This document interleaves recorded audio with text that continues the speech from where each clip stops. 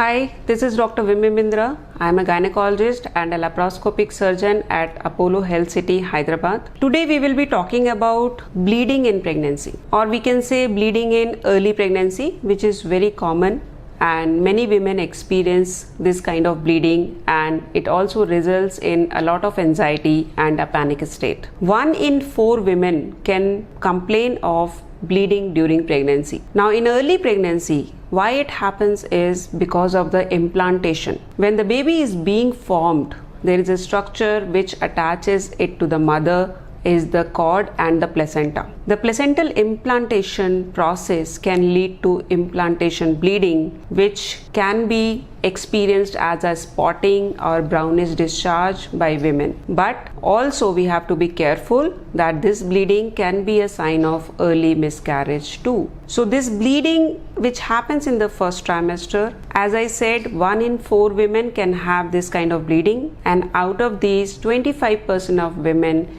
can have a early miscarriage too. So if you have bleeding, the first thing is you have to report to the doctor to differentiate it from a physiological implantation bleeding or a pathological bleeding. There are several other causes of bleeding in early pregnancy and we have to be careful about it. So the most common causes of bleeding in early pregnancy are miscarriage, ectopic pregnancy, molar pregnancy, implantation bleeding, or any local causes such as cervical causes.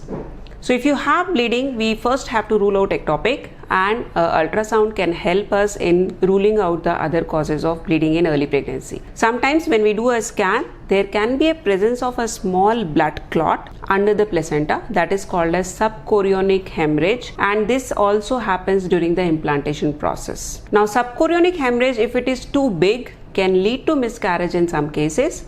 But if it is a small or moderate size, it usually resolves in most of the cases. Up to 70 to 80% cases, they don't face any issue and it comes as a brownish discharge and resolves on its own.